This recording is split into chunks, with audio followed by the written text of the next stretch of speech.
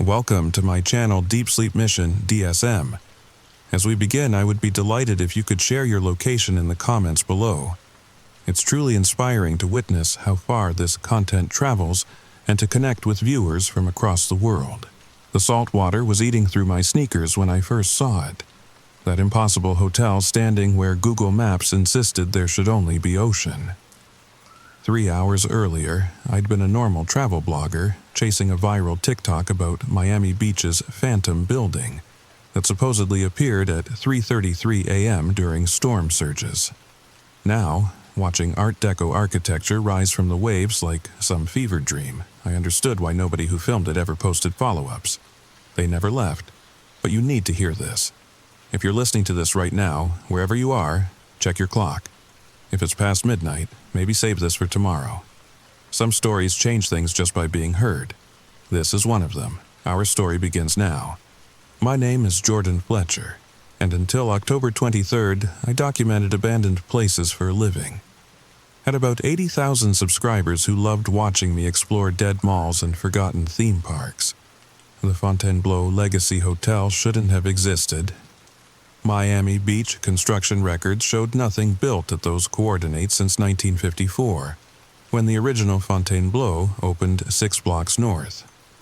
The Uber driver had refused to take me closer than Ocean Drive and 42nd. That area's wrong after midnight, he'd muttered in Creole-accented English, practically shoving me out. Water moves different there, time moves different.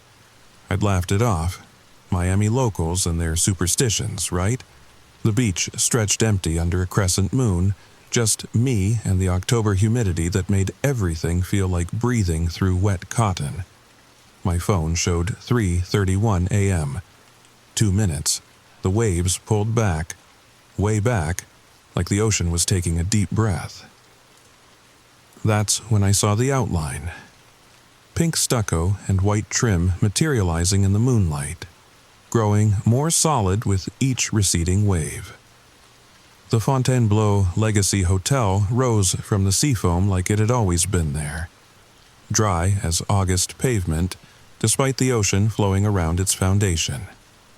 A bellhop stood at the entrance, wearing a burgundy uniform that belonged in a Rat Pack movie.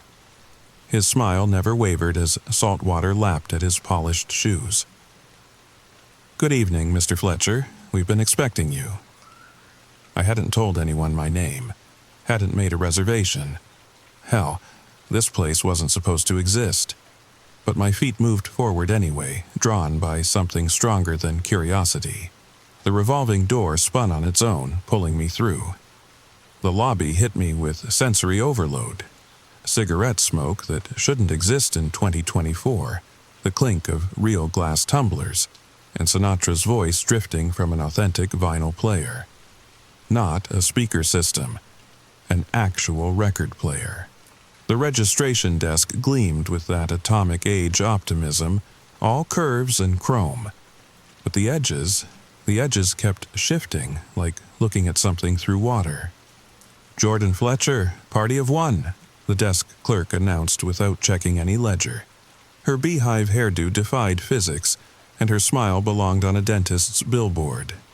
"You'll be in the Sunset Suite, 7th floor." I haven't paid. Oh, honey, nobody pays up front at the Fontainebleau Legacy. Payment comes due when you check out. She slid a brass key across the marble. Not a key card, an actual key. Room 713. The elevator's just past the Havana Lounge. You'll want to see the show later. Everyone does. The elevator operator, and yes, there was an elevator operator, looked about 16, with slicked back hair and an eager smile that belonged in a normal Rockwell painting. "7th floor, sir. Beautiful night for it. Always is." He pulled the brass gate closed. The elevator lurched upward, but the floor indicator stayed on L. We rose for what felt like minutes, my ears popping from pressure that shouldn't exist in a 7-story building. "Here we are, sir, 7th floor. Watch your step." Sometimes the hall changes while you're walking. The corridor stretched impossibly long, lined with identical doors that seemed to breathe in the flickering fluorescent light. My footsteps echoed wrong, each one arriving a half-second late, like the sound was taking a detour. Room 713 waited at the end, its numbers slightly crooked. The key turned smoothly. Inside, the suite was magnificent and wrong. Ocean view windows showed daylight despite it being 3:45 a.m. The furniture kept shifting styles when I wasn't looking directly at it. Mid-century modern becoming Art Deco, becoming something that hadn't been invented yet. But the worst part? The suitcase on the bed. My suitcase. The one I'd left locked in my apartment in Orlando. A note lay on top, written in my own handwriting. You already checked in. You've always been checked in. J. My phone buzzed. No signal, but somehow a notification appeared.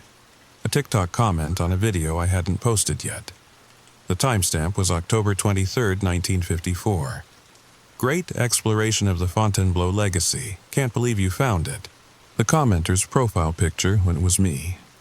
20 years older, wearing a burgundy bellhop uniform. Sleep came whether I wanted it or not. That heavy, drowning kind that pulls you under like quicksand. I woke to sunset, or sunrise. The light was wrong for either, hanging at an angle that shouldn't exist in Miami. My phone showed 7:13. Always 7:13. The battery neither charged nor depleted, frozen at 47%. Voices drifted through the walls. Conversations and accents that belonged to different decades. Someone was discussing Kennedy's campaign. Someone else worried about Y2K. A child sang a song that wouldn't be written for another 30 years. I needed answers. The hallway had changed, now carpeted in that aggressive casino pattern that induces migraines, stretching in both directions without visible end. Other guests passed in peripheral vision but vanished when I turned to look directly. Their shadows, though. Their shadows lingered, moving independently before catching up to nothing. The elevator arrived without being called. Same operator, same eager smile, but his uniform was faded now. Or was it newer? Time kept slipping like a damaged film reel. Havana Lounge, sir? Show starts soon. Always does. The lounge existed in permanent twilight. Cigarette smoke forming impossible geometries in the amber light. Guests filled every table, but their faces, I couldn't hold their faces in memory. Each time I blinked, they rearranged into different people wearing different decades. A woman in a 1960s cocktail dress materialized beside me. You're new. I can always tell the new ones. You still think this is strange. Her laugh tinkled like broken glass. I'm Mrs. Rothschild. Checked in for my honeymoon in 1962. My husband's around here somewhere. Or will be, or was. Time's funny at the legacy. This can't be real.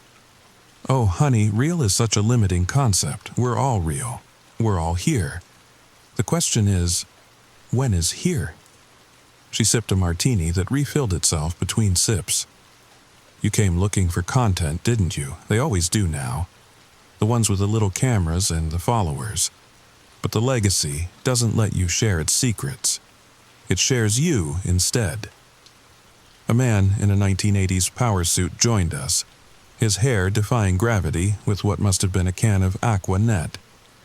Tom Brennan, Wall Street, came down for a conference in '87. October, actually. Funny thing, the market crashed while I was here, but inside the legacy, my portfolio keeps growing. Been trying to check out ever since, but he gestured vaguely at everything. The hotel chooses its moments, Mrs. Rothschild explained. It exists in all time simultaneously. 1954 to 2054, I've heard, maybe longer. We're all here at once, checking in from our own decades, existing in parallel until the moments cross. My mind reeled. So, everyone here is from a different time? Not different, all times.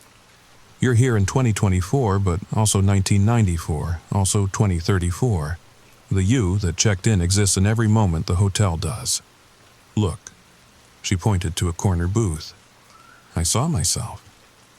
Older, grayer, hunched over a notebook, scribbling frantically. Another me walked past, wearing a server's uniform, carrying drinks that flickered between cocktails and coffee. A third me sat at the bar, staring at nothing, looking like I'd been staring for decades. "We all become part of the staff eventually," Tom said quietly. "The hotel needs us to exist. We're its blood, its bones. Every guest, every employee, we're all the same people at different points in our stay." The show began. On stage, a singer in a sequin dress that belonged to no particular era began a song that hurt to hear. Not the melody, but the way it folded time. I recognized her. It was me. Would be me. Had been me. My reflection in the mirror behind the bar showed a dozen versions of myself, each one a different age, a different stage of acceptance. The youngest still fought to leave. The oldest had forgotten why leaving mattered. Days passed, or minutes, or years. Without my phone's clock changing, time became abstract. I'd aged 3 months according to my beard growth, but my nails hadn't grown at all. The hotel provided everything. Food appeared when I was hungry, always my favorite meals from different periods of my life. A burger from the place near my college that closed in 2015.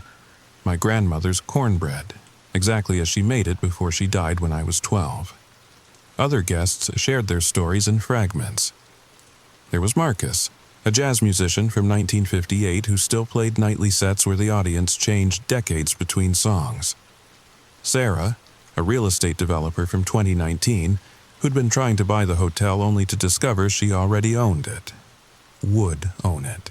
Had always owned it. "The legacy isn't just a hotel," she explained during one of our maybe daily conversations in the pool area. A pool that was simultaneously empty and full, clean and decrepit. It's a temporal anchor point. Every version of Miami Beach that ever existed or will exist needs it to maintain coherence. We're not prisoners. We're load-bearing walls. The thing that broke me wasn't the impossibility of it all. It was the bellhop. I'd been exploring the service corridors, areas that existed between the guest spaces where the architecture gave up pretending to make sense. Stairs that led up and down simultaneously. Doors that opened onto themselves. That's where I found him. The bellhop who'd greeted me. He was cataloging luggage in a room that extended beyond visual comprehension. Thousands. Millions of suitcases, each tagged with names and dates. I found mine. All of them. The one from my first trip to Miami at age 7. The backpack from my college years. A leather case I didn't recognize with a tag dated 2047. "We keep everything," he said without turning. His voice was mine, just older, tired. Every guest's belongings from when they've existed. It helps maintain continuity. I spun him around. My face, lined and weathered, stared back. "How long?" I whispered. I checked in during the hurricane of 2031, or will check in, or am checking in. After a while, the when stops mattering. You fight it at first. We all do. Then you bargain, then you accept, then you forget there was ever anything to accept. There has to be a way out. He smiled, my smile, broken and reformed by decades of service. There is. There always has been. But it requires understanding something fundamental. The legacy doesn't trap us. We trap ourselves. Every moment we spend here, we create another version of ourselves that needs to exist for the hotel to function. The more we fragment across time, the more essential we become to its structure. So we just leave? Walk out? You can try. I did. We all did. But here's the thing. He pulled out a ledger, infinite pages of names and dates. Every name in here is us. Every guest who ever checked in is a version of us from a different timeline. The hotel doesn't attract strangers, it attracts itself. We're not guests. Were the hotel experiencing itself subjectively? My knees buckled. The implications crashed over me like the waves that should have been destroying this place. Every person I'd met, every conversation I'd had, all me, all versions of me from different points in my existence here. Why show me this? Because you're at the choice point. Every version of us reaches it.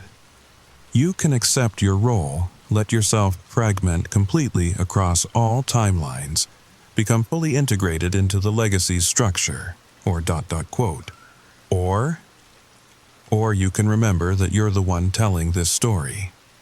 Between his words and my understanding, something extraordinary happened. The hotel wasn't just fragmenting me across time. It was cataloging every version, and I could access them all. The memory palace, my older self whispered, seeing the recognition in my eyes. You found it, haven't you? The place where all our iterations converge. Suddenly, I wasn't just Jordan Fletcher from 2024.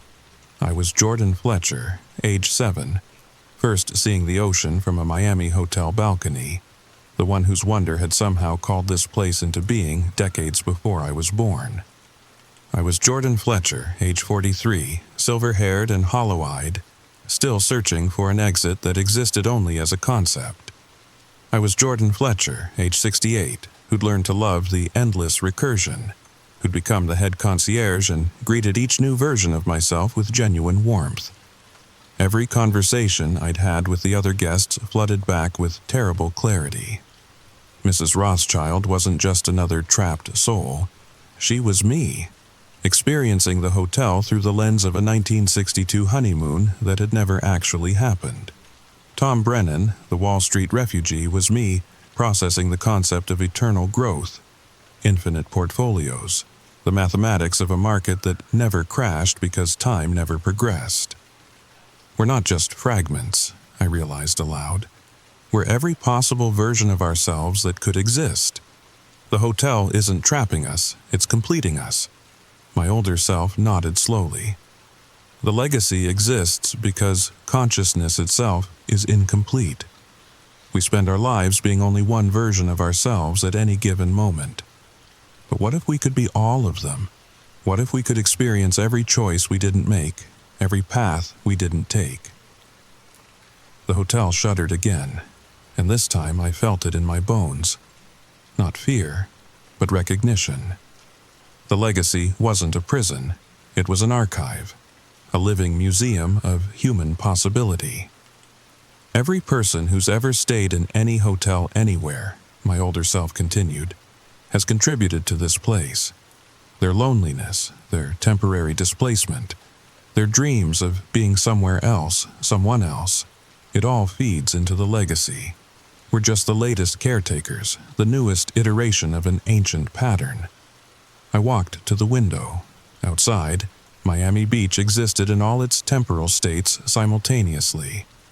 The undeveloped coastline of the 1920s overlapped with the Art Deco boom of the 1930s, the mob-era glamour of the 1950s, the cocaine cowboys of the 1960s, 1980s, the social media influencers of the 2020s. All of it real, all of it now. But why me specifically? I asked. Because you tell stories, came the answer from behind me. But it wasn't my older self speaking now. It was me, current me, as if the realization was being spoken through my own mouth by something deeper than conscious thought. The legacy needs chroniclers. It needs someone to witness its impossible existence and translate it into narrative. That's what you've been doing since the moment you arrived. I turned. The room was empty except for dozens of recording devices scattered across every surface. Vintage, reel-to-reel tape players, modern digital recorders, cassette decks, even Edison cylinders. All of them running, all of them capturing different versions of this conversation. The story I was living was being told simultaneously across multiple decades, each recording finding its way to the appropriate timeline. On the desk, a typewriter appeared. A gorgeous Royal Quiet Deluxe from the 1950s. Pages were already loaded in it, and I could see they were covered with my handwriting, but neater than I usually write, more purposeful. The pages contained this exact story, but with subtle differences. In one version, I'd arrived by boat. In another, I was a woman named Jessica Fletcher. In a third, the hotel was in Monte Carlo instead of Miami. Every story needs variants, I heard myself say, though I wasn't sure which version of me was speaking. The legacy ensures that every possible version of our story exists somewhere, somewhen. That's why people can't quite remember where they heard about it. That's why the details shift when they try to share it with others. I sat at the typewriter and my fingers began moving of their own accord, adding to the narrative. But I wasn't adding to my story. I was adding to yours. The person listening, the reader, the next iteration of the cycle. You're writing about me, I said, finally understanding. We're writing about everyone who will ever hear this story. Every person who's ever felt displaced in a hotel room. Every traveler who's experienced that strange temporal hiccup where familiar places feel foreign. They're all potential guests. They're all already checked in, just waiting for their invitation to arrive.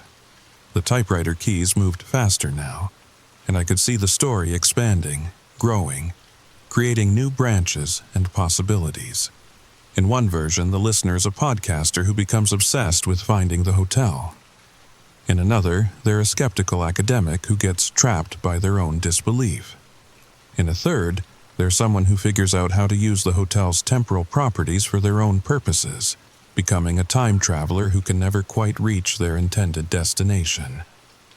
But here's the beautiful part, my voice continued, though I wasn't controlling it anymore. The story was telling itself through me. It doesn't matter if they believe. Belief isn't required. All that's required is attention. The act of listening, of reading, of following the narrative thread. That's enough to create the connection. The words hung in the air like suspended rain. You're the one telling this story. I stared at my older self, the bellhop version, and something clicked, not just in my mind, but in reality itself. The walls flickered, showing their true nature for a split second. Not walls at all, but words, descriptions, narrative structure. Every October, the bellhop continued, one version of us records this, uploads it, shares it. The story spreads, and everyone who hears it becomes a potential guest. They dream of the legacy, some seek it out, and in seeking it, they create it.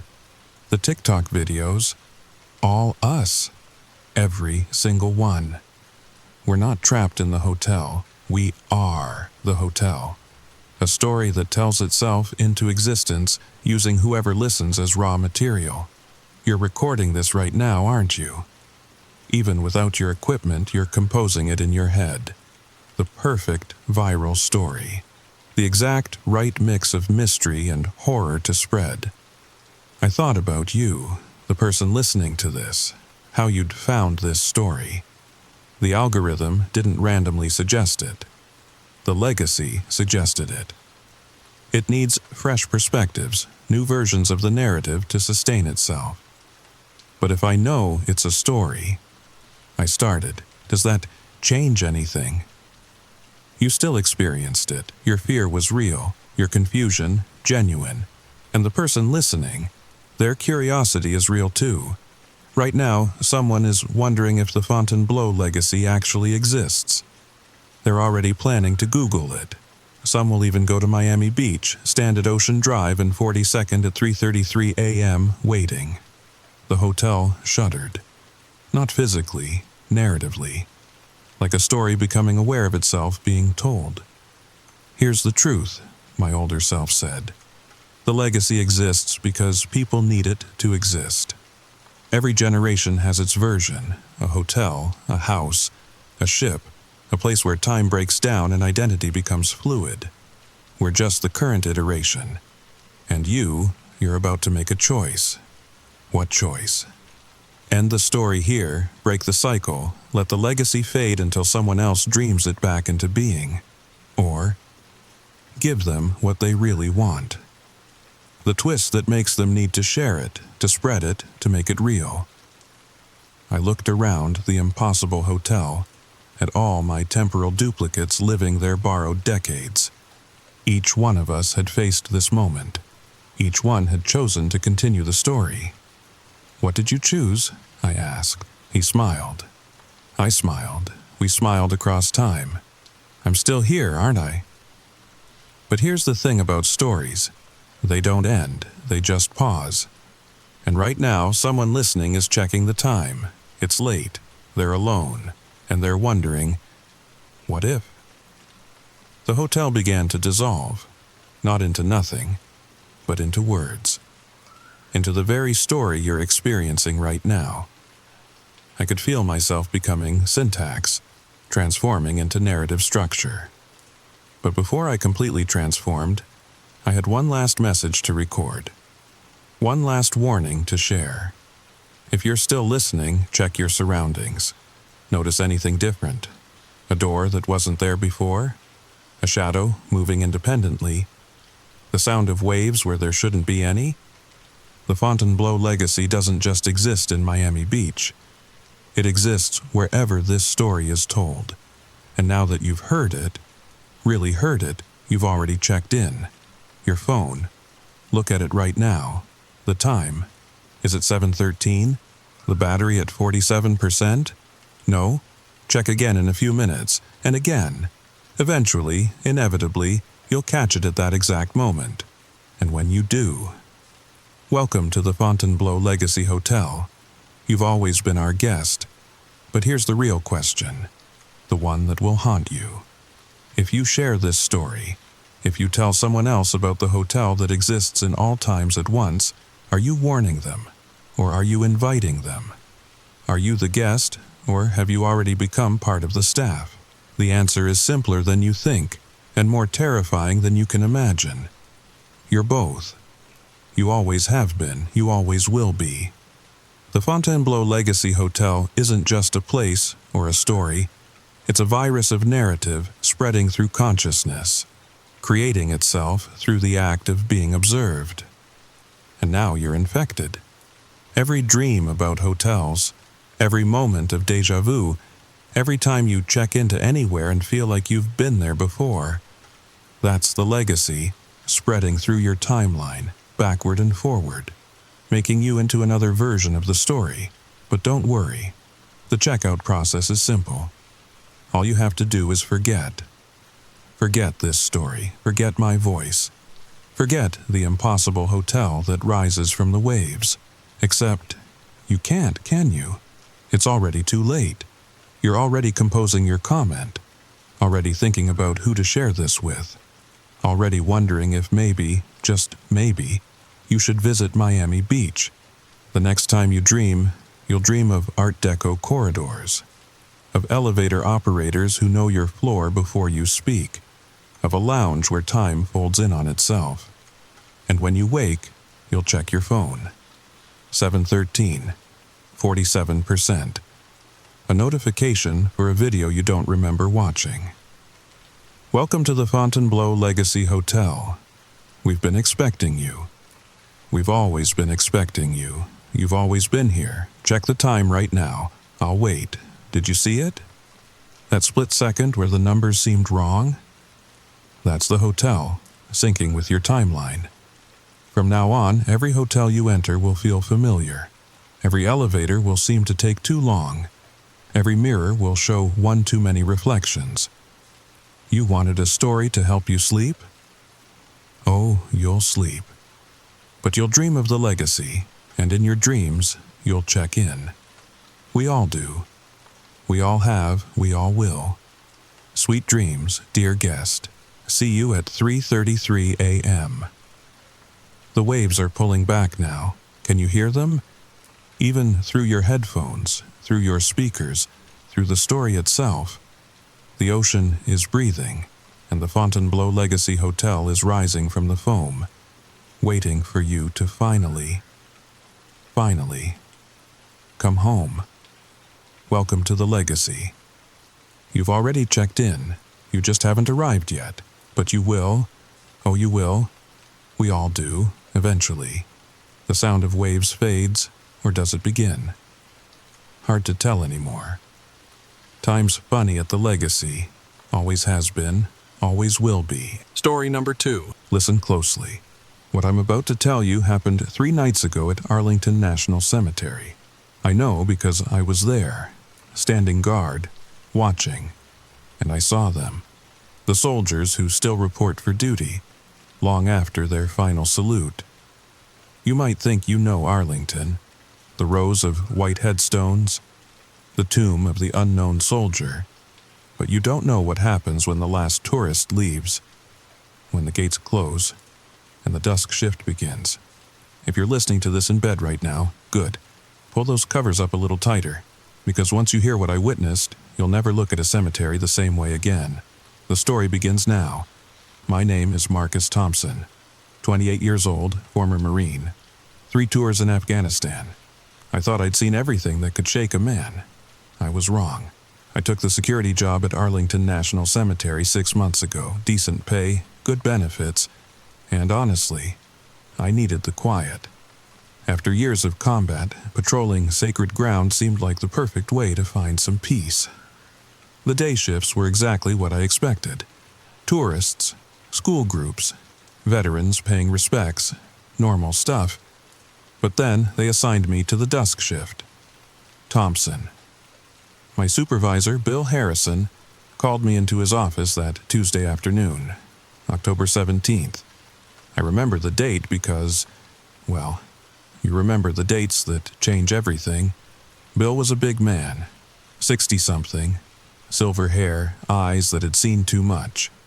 He'd been at Arlington for 30 years, started as a groundskeeper, worked his way up. The kind of guy who knew every inch of those 639 acres. Need you on dusk shift starting tonight? He didn't look up from his paperwork. 4 p.m. to midnight. Sure thing, boss. I shrugged. Any particular reason? That's when he looked up, really looked at me. And for just a second, I swear I saw something in his eyes. Fear? No, more like resignation. Rodriguez quit, he said simply. Middle of his shift last night, just walked off. Won't say why. Rodriguez was tough as nails. Former Navy SEAL. The kind of guy who wouldn't quit anything without a damn good reason. He okay? I asked.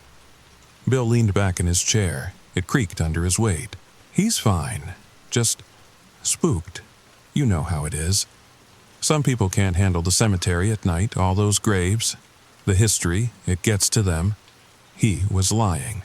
I knew it. He knew I knew it. But I needed the job. And honestly, I was curious. I can handle it, I said. Bill nodded slowly. I know you can, son. You've got the right background.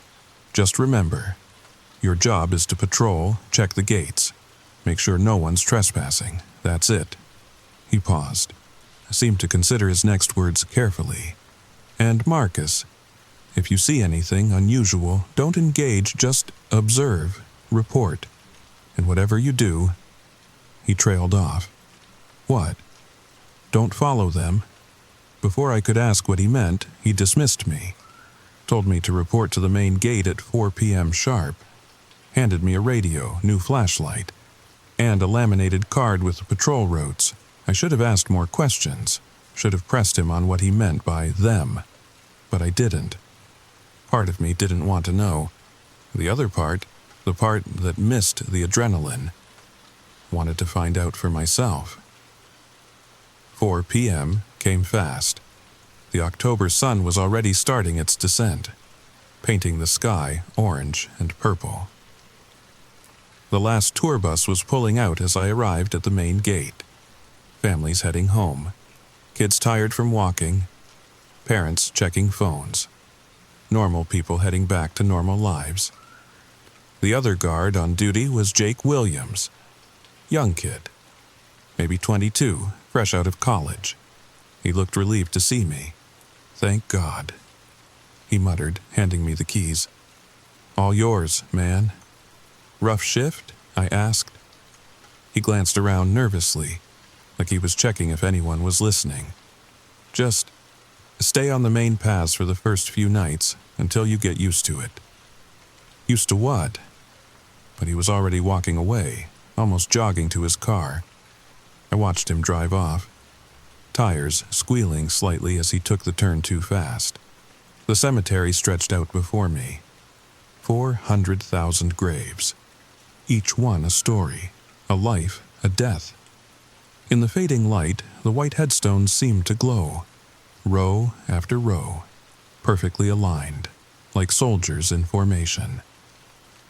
I started my first patrol at 4:30. The main paths were wide, well lit, easy to navigate. I knew the major landmarks, the Kennedy graves, the tomb of the unknown soldier, the memorial amphitheater.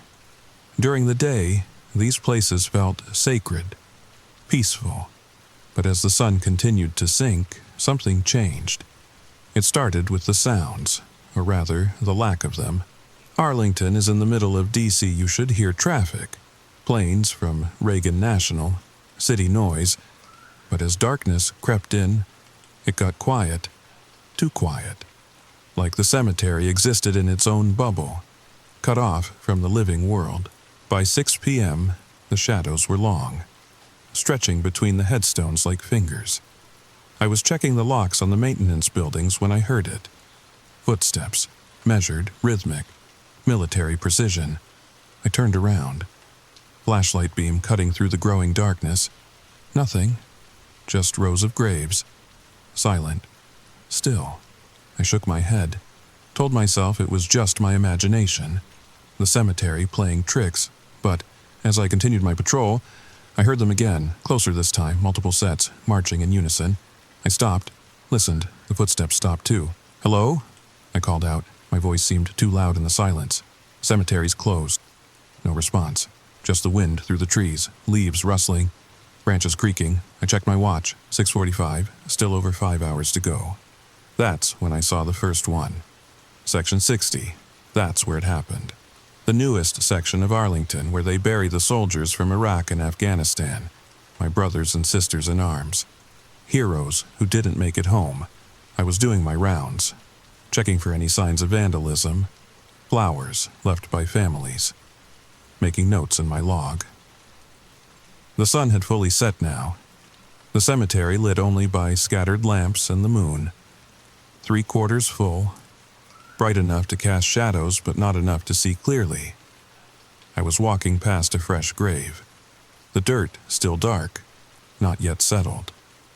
The temporary marker read SGT James Mitchell, Operation Enduring Freedom, 2001 to 2023 inches. Young. Too young. That's when I heard it again. The footsteps. But this time, they didn't stop when I did. I spun around, flashlight raised. A figure stood 20 feet away. Soldier. Full combat gear, ACUs, Kevlar helmet, rifle slung across his chest. He was young, maybe 22, clean-shaven, 1,000-yard stare. Sir, I called out.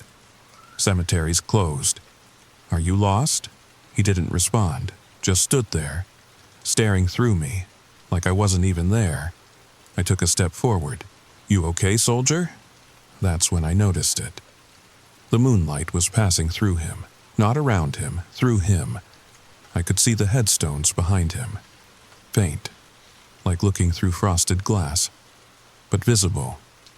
My blood went cold. The soldier suddenly snapped to attention, rendered a perfect salute, held it for exactly 3 seconds, then did an about-face and started marching, away from me. Deeper into Section 60, every instinct told me not to follow. Bill's warning echoed in my head, but I had to know, had to understand what I was seeing. I followed at a distance, my footsteps sounding too loud on the paved path. The soldier never looked back, just marched.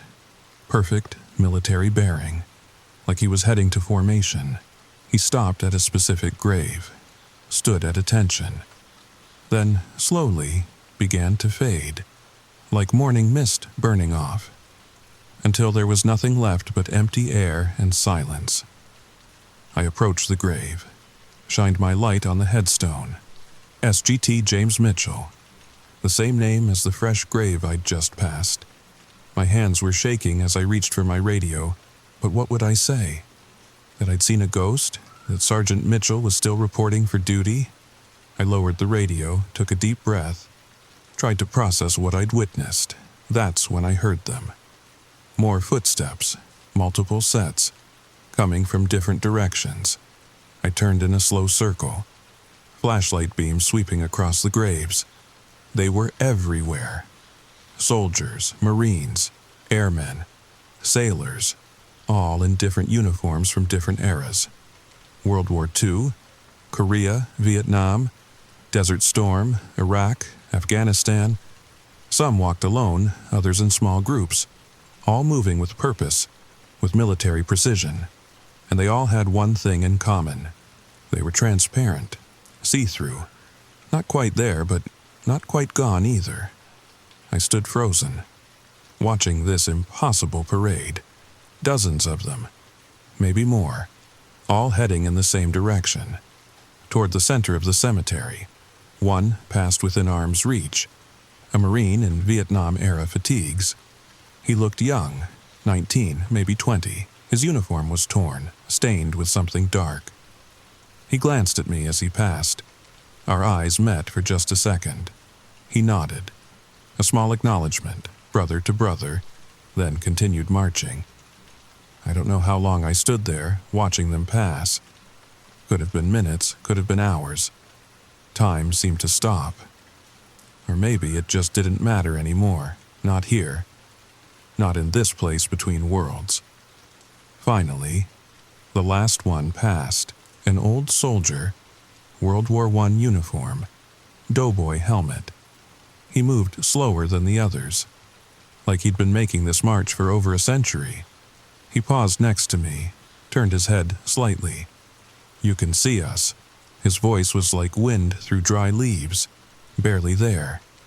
Been a while since anyone could see us. I managed to nod, my throat too dry to speak. "Good," he said. "We need a witness, someone to remember, someone to know we're still here, still serving." "What? What are you?" I finally managed. He almost smiled. "We're soldiers, son.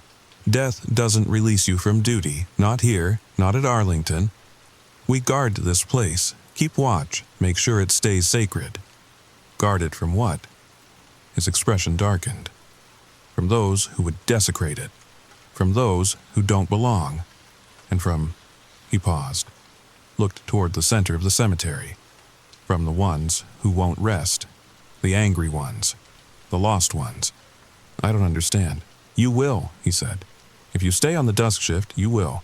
Just remember, we're the good ones, the ones who accepted our fate, who found peace and service, but not all of them have." He started to move away, following the path the others had taken. "Wait," I called out. "What's your name?" He stopped, turned back. "Private William Foster. 1st Infantry Division, died at Cantigny, May 28, 1918. Then he was gone. Faded into the night, leaving me alone among the graves. I checked my watch. 8:30 p.m. Only 3.5 hours left. I should have left, should have walked off the job like Rodriguez, but I couldn't. These men, these soldiers, they were still standing watch, still protecting this place. How could I do any less? So I continued my patrol, tried to act normal, checked gates, tested locks, made notes in my log. But I was different now. I could see them. The guardians of Arlington, standing at their posts, watching from the shadows, keeping vigil. And I wasn't afraid anymore, not of them anyway. But Private Foster had mentioned others. Angry ones, lost ones. I would meet them soon enough. 10:15 p.m., I was near the Confederate Memorial when everything changed. The temperature dropped, not gradually, instantly, like stepping into a freezer. My breath came out in white puffs. Frost formed on the grass. In October, in D.C., That's when I heard it. Screaming, not from one voice, from dozens, hundreds maybe. A chorus of agony that made my teeth ache, made my bones vibrate. The memorial stood before me, controversial, complicated. A monument to the Confederate dead. Men who died fighting against the Union, against the United States. Yet here they lay. In America's most sacred cemetery, the screaming got louder. Dark shapes began to rise from the ground around the memorial, and not like the other soldiers I'd seen. These were different. Wrong. Their forms twisted, distorted. Like they were being pulled apart and pushed together at the same time. They wore Confederate gray, but the uniforms were wrong too. Burned, torn, soaked in something that looked black in the moonlight, but I knew was blood. Old blood. Century-old blood that would never wash clean. One of them saw me, turned its head too far, almost completely around. Its eyes were holes, black pits that seemed to pull in light. You. Its voice was like breaking glass. You wear the uniform of the enemy. I realized I was still in my security uniform. Dark blue, similar to Union blue in the right light, or the wrong light. I'm just security, I said, backing away slowly. I work here, liar, the thing screamed. Others joined it, moving closer, surrounding me. You're here to desecrate, to destroy, to erase us. They were getting closer. The cold was so intense now my fingers were going numb. The flashlight flickered, dimmed, the batteries draining. That's when they appeared. The others, the good ones. Private Foster materialized between me and the Confederate spirits. Behind him, dozens of Union soldiers, all from the Civil War era. Their uniforms pristine, their forms solid. More solid than I'd seen them before. Stand down, Foster commanded. His voice carried authority despite his rank. This man is under our protection. The Confederate spirit laughed, a sound like grinding metal. You have no power here, Yankee. This is our ground, our memorial. This is Arlington, Foster replied calmly. Sacred ground. All who rest here are brothers. The war is over. The war is never over, the spirit screamed. Not for us, not for the betrayed, the abandoned, the forgotten. More Confederate spirits rose, but so did more Union soldiers. They faced each other. Two armies, still at war after 160 years. I was caught in the middle. You need to leave, Foster said to me without turning around. Now. I can't just... Now, soldier. The command in his voice triggered my training. I moved, fast, but not fast enough. One of the Confederate spirits lunged, passed right through Foster. Its hand, if you could call it that, reached for me, touched my arm. Pain, immediate, intense, like frostbite and burning at the same time. I screamed, pulled away, but the damage was done. My jacket sleeve was singed, frozen. The skin beneath already blistering. I ran. Behind me, the battle began, not with weapons, with something else. Willpower maybe, or spiritual energy, I don't know, but I could feel it. The air itself seemed to tear, reality bending, straining. I made it 50 yards before I had to stop. Gasping, arm throbbing, I looked back. The two forces clashed, Union blue and Confederate gray, but as I watched, something else arrived. Soldiers from every era. World War I, World War II, Korea, Vietnam, Iraq, Afghanistan. They formed a circle around the Confederate memorial. Not taking sides, just containing. Keeping the conflict from spreading. And in the center of it all, a figure in modern dress. Not military, a groundskeeper's uniform, old, weathered. Bill Harrison. My supervisor stood in the middle of the spiritual battlefield, calm, unafraid. He raised his hand and spoke. I couldn't hear the words, but I felt them, deep in my chest, like thunder without sound. The fighting stopped. The Confederate spirits howled, raged, but began to sink back into the ground. The The Union soldiers faded. The others dispersed, back to their posts, their eternal watch. In less than a minute, it was over.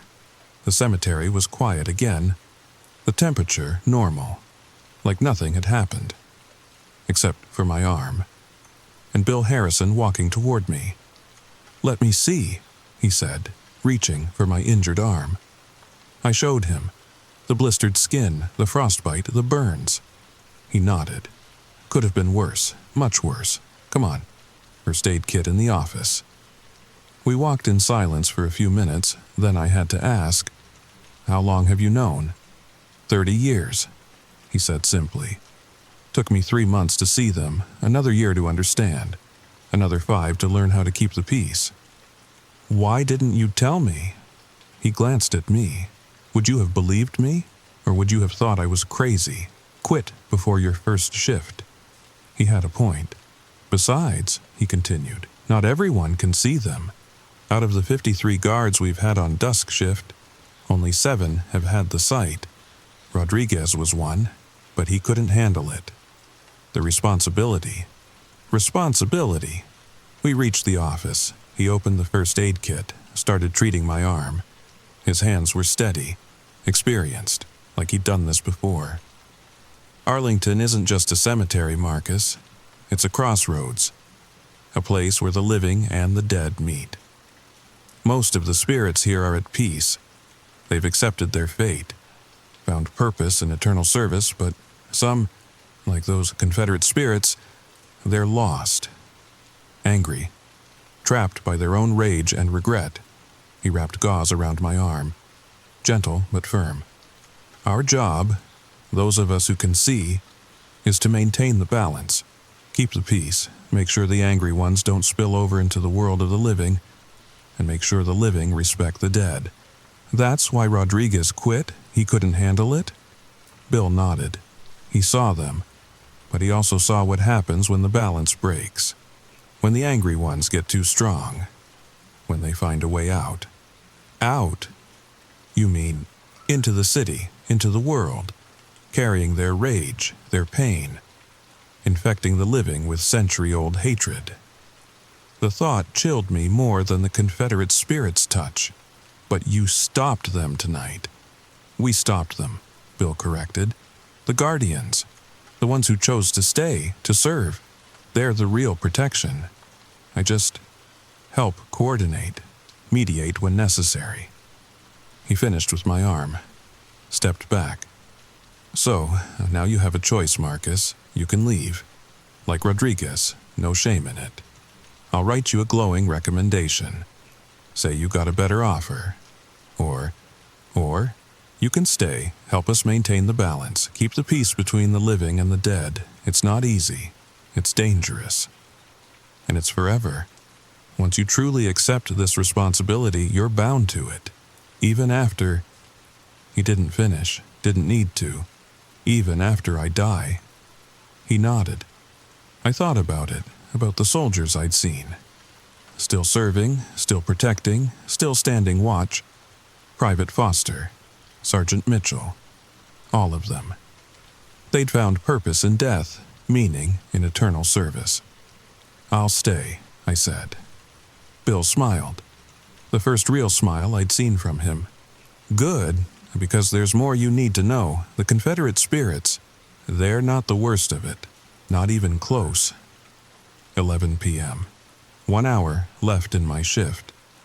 Bill walked me to Section 27, the oldest part of Arlington, where they buried the unknowns from the Civil War, mass graves, thousands of soldiers, no names, no identities, just bones and memories. This is where it's strongest, Bill said quietly. The veil between worlds. Thinnest here, on certain nights. When the conditions are right, things can cross over, both ways. What kind of things? He didn't answer immediately, just stood there, staring at the rows of small headstones, each marking dozens of bodies beneath. Tell me, Marcus, do you know the real history of Arlington? Robert E. Lee's plantation, confiscated during the Civil War, turned into a cemetery to prevent him from ever reclaiming it. That's the surface history, but there's more, much more. He pulled out an old photograph from his wallet, black and white, aged. It showed Arlington from the 1860s. But something was wrong. The photo was dark, not from age. The sky itself looked black. And there were figures in it. Tall, impossibly thin, standing among the graves. This photo was taken in 1865, right after the first burials. The photographer went mad 3 days later, claimed he saw demons. No one believed him. What are they? We call them the forgotten. They're not human spirits, never were. They're older, much older. They feed on the forgotten dead, the unknowns, the ones with no names, no one to remember them. As if responding to their mention, the temperature dropped again, but different this time, not cold, just empty. Like the absence of warmth, the absence of everything. Something moved in the darkness between the headstones. Tall, too tall. Joints bending in ways that hurt to watch. Don't look directly at it, Bill warned. Use your peripheral vision. Direct observation gives them power. I shifted my gaze, caught glimpses from the corner of my eye. The thing was maybe 12 feet tall. Skeletal, but wrong. Too many joints, too many fingers. And its face, or what should have been a face, was just smooth. Blank, like unfinished marble. It moved between the graves, stopping at each one, bending down, doing something. I couldn't tell what. It's feeding, Bill explained. On the forgotten, the unnamed, every cemetery has them, but Arlington, with 400,000 souls, it's a feast. Why don't the guardian spirits stop it? They can't. It's older than them, older than the cemetery, older than... He paused. It was here before, when this was still forest, when the native tribes buried their dead here. It's always been here, waiting, feeding. The thing moved closer. I could hear it now, a sound like whispers, hundreds of voices, all saying names, different names. The names of the forgotten, the lost. What does it want? To remember, Bill said. And to be remembered, it collects names, identities, stores them. But it can never have its own. It exists in the space between memory and forgetting. The forgotten stopped, 20 feet away, its blank face turned toward us. I felt its attention, like pressure in my skull. Then it spoke, not with one voice, with all the voices it had collected. New guardian, it said, the words overlapping, echoing. Young, strong, full of memories. He's under protection. Bill stated firmly, the compact holds. The compact weakens, the thing replied. Every year, fewer remember, fewer care. Soon, the balance will break, and we will feast on all, living and dead. Not while we stand watch. The thing laughed. If you could call it laughter, it sounded like bones breaking. You age, William Harrison. Your time grows short. And when you join the silent ranks, who will maintain the compact? Who will remember the rules? It turned that blank face toward me. Perhaps this one, if he survives, if he learns, if he accepts the full burden. He will, Bill said. But I heard uncertainty in his voice. The forgotten began to move away, back into the darkness. But before it disappeared completely, it spoke once more. The dusk shift ends at midnight, young guardian. But the dark shift that never ends. Remember that, when your time comes. Then it was gone. The cemetery fell silent. Even the normal sounds, wind, insects, distant traffic, all muted, like the world was holding its breath. The compact, I said. What is it? Bill sighed. Suddenly looked every one of his 60-plus years. An agreement, made in 1864, when the first mass graves were dug, between the first groundskeeper and them, the forgotten.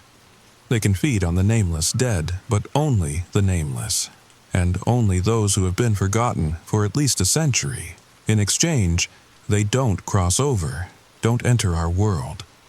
And if the compact breaks, then the barrier falls, all of it, every spirit, Every entity, everything that lurks between life and death, all of it spills into DC, into the world. The weight of it hit me. This wasn't just about guarding a cemetery, this was about guarding reality itself. How many people know? Alive? Maybe a dozen.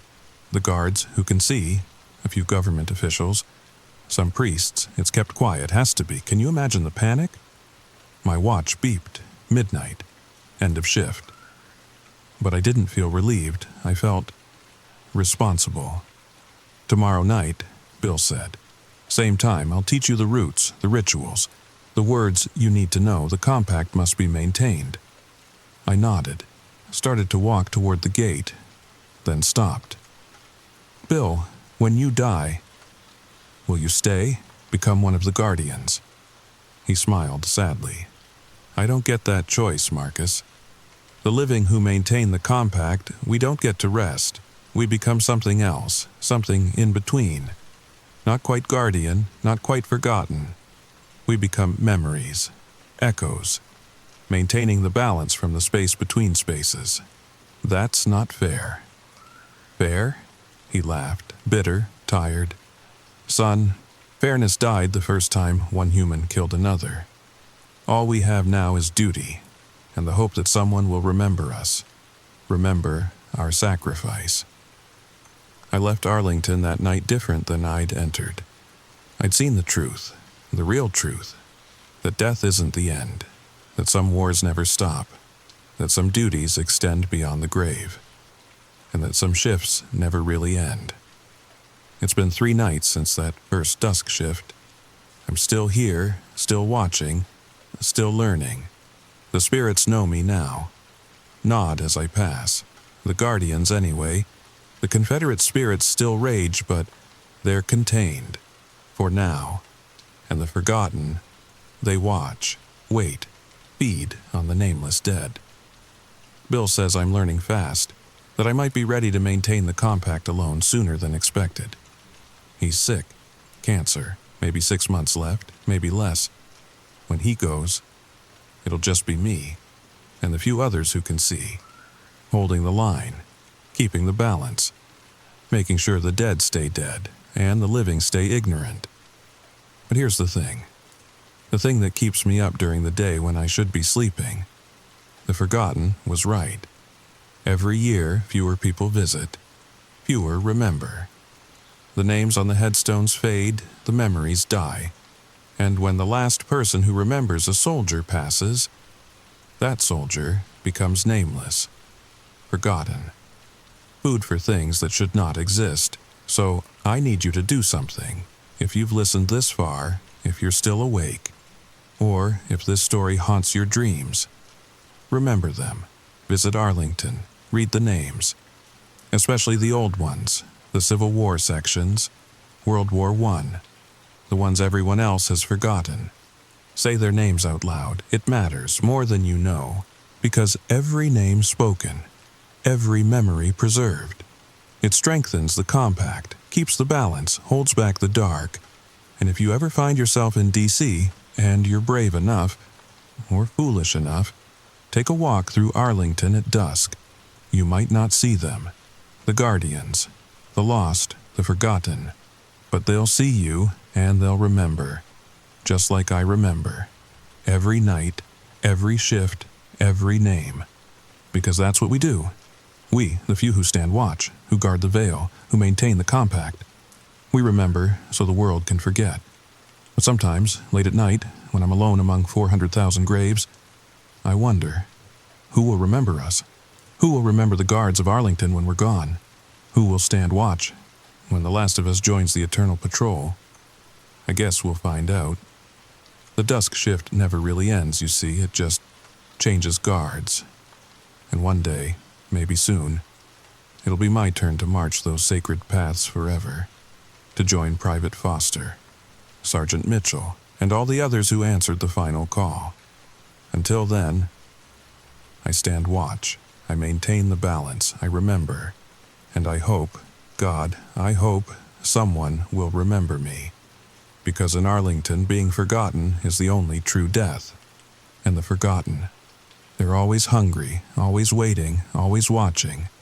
Just like me. If you're still listening, thank you. Thank you for remembering. Share this story, not for views or subscribers, but so others will know, so others will remember, so the names won't fade, so the compact holds.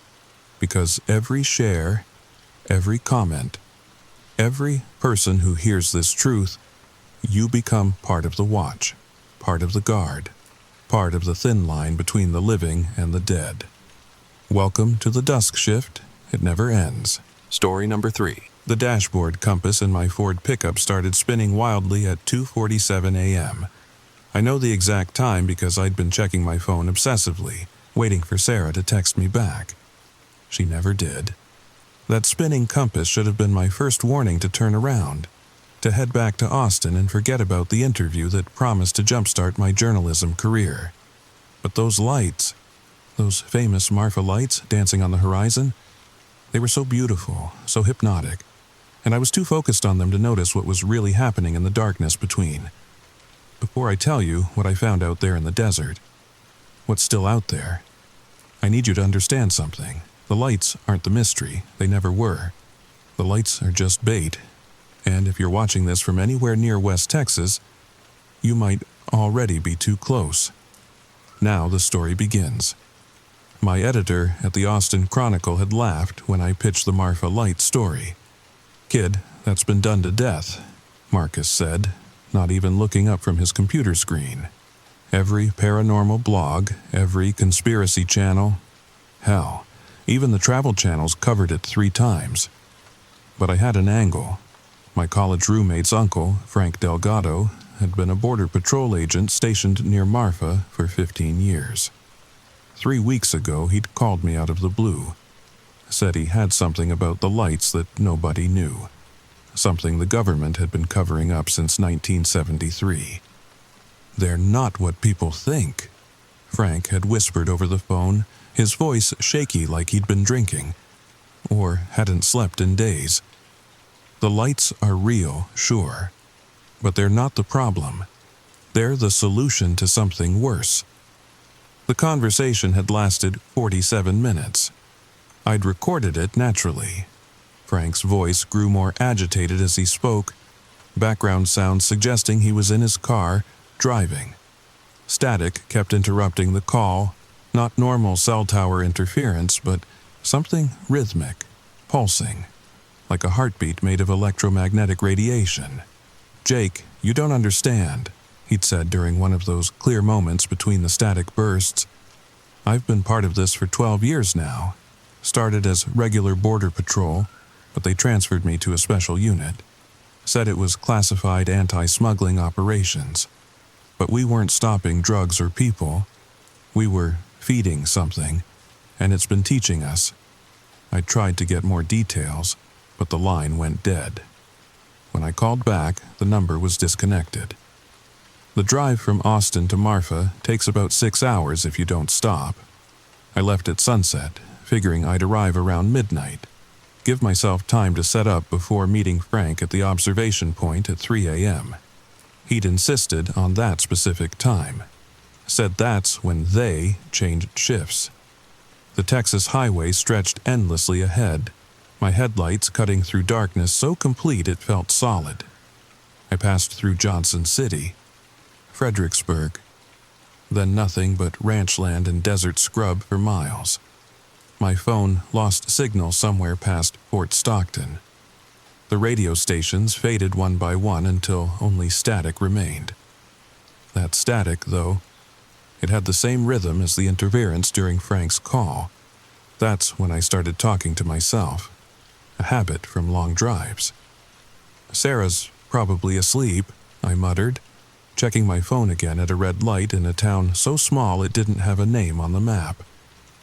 "She's not ignoring you, comma Jake, she quote, s just busy. We'd been dating for 3 years. We're supposed to move in together next month. But lately, she'd been distant, secretive. Working late at her lab, she said. Biomedical research that she couldn't discuss. I understood. Austin, quote, s tech scene was competitive, Everyone signed NDAs. But it was more than that. Sarah had changed.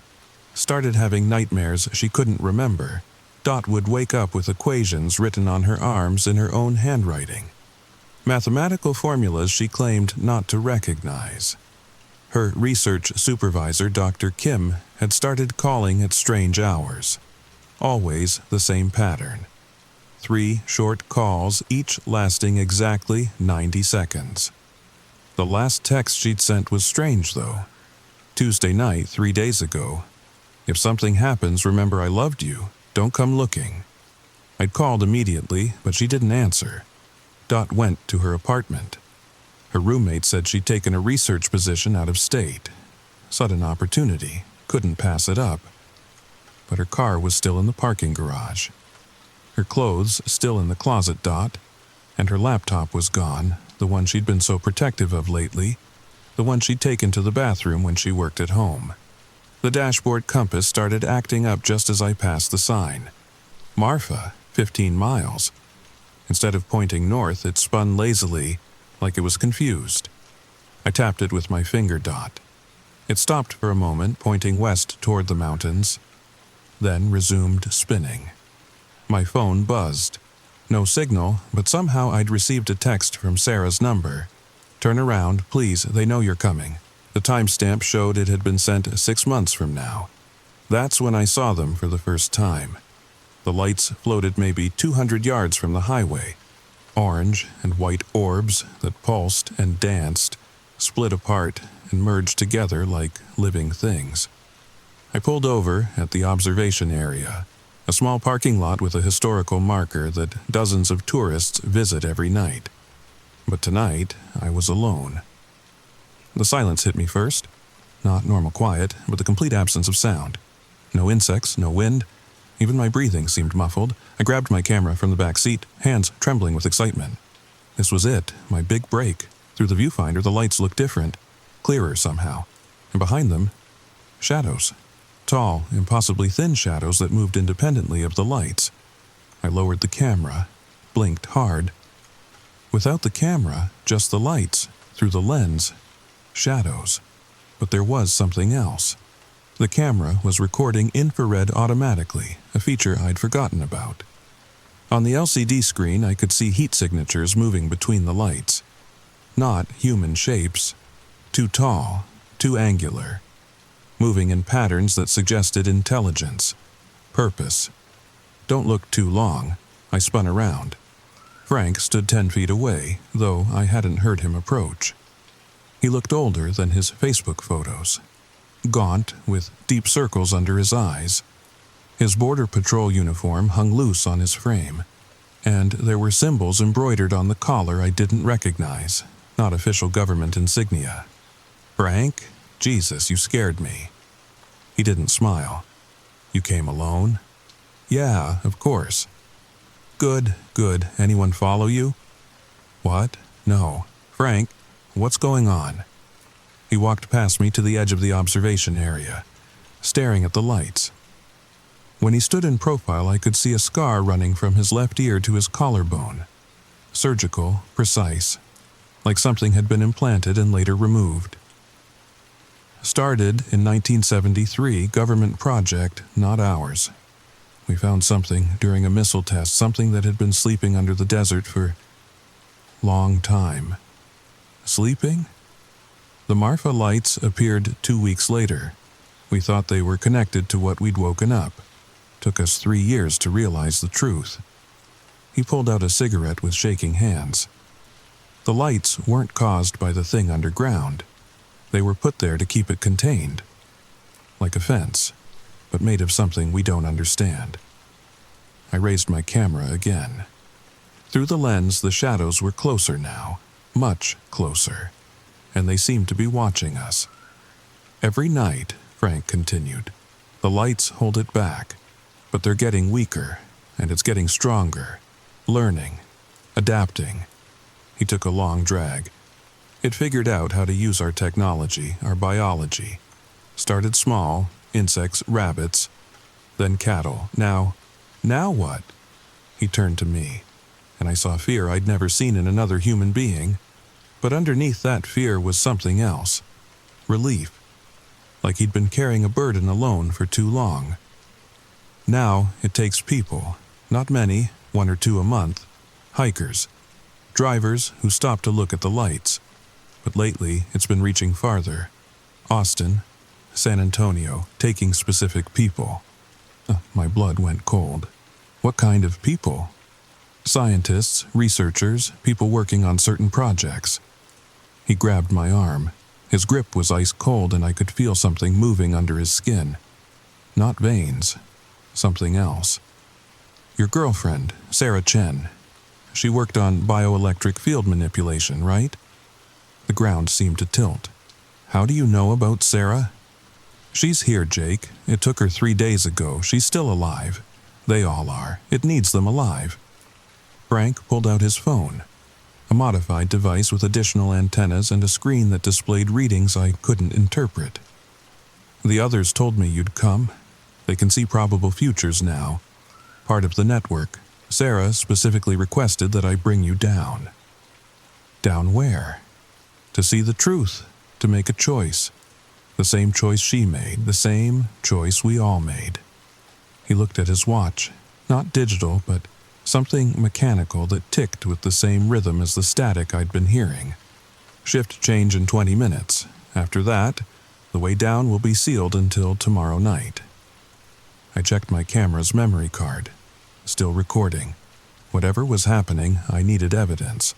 But when I played back the last few minutes, the audio was clear, but the video showed only me standing alone, talking to empty air. Frank led me away from the observation area, down a trail I couldn't see until we were on it. The path seemed to adjust itself as we walked, gravel appearing under our feet just before each step. The lights followed us, or maybe we followed them. Distance became meaningless in that darkness. In 1983, Frank whispered as we walked, a team tried to destroy it, pumped concrete into the main shaft. Next morning, the concrete was gone, and so was the team.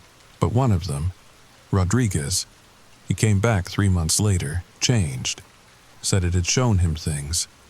Said it wasn't malevolent, just trying to go home. Home?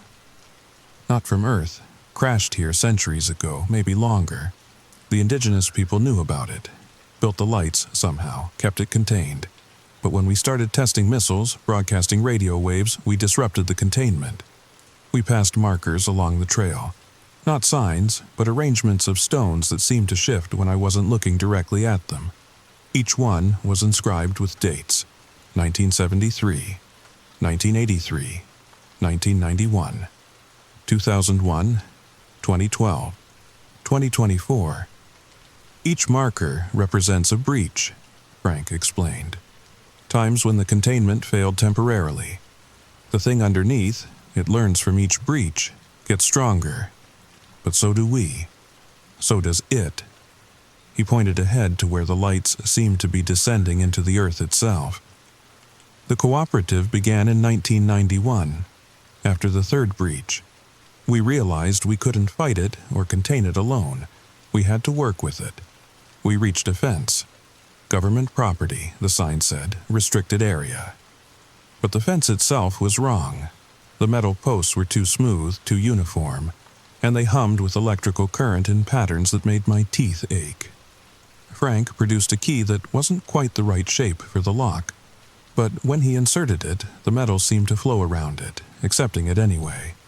I've been feeding it, he said quietly. That's my real job. Not border patrol, that's just cover. I bring it supplies, electronics, organic material. In exchange it doesn't spread. But last month it stopped accepting the trade, said it had learned enough, said it was ready. Ready for what? To leave, but it needs something first, the original containment, the real lights. They're not just energy, they're conscious, alien too, but different. Enemies of its species. As long as they exist, it can't leave. So it's been working on a way to turn them off. We descended into a canyon I hadn't seen from above. The walls were smooth, too smooth, not carved by water or wind, melted. and they were covered in what looked like writing, but the characters shifted when I tried to focus on them.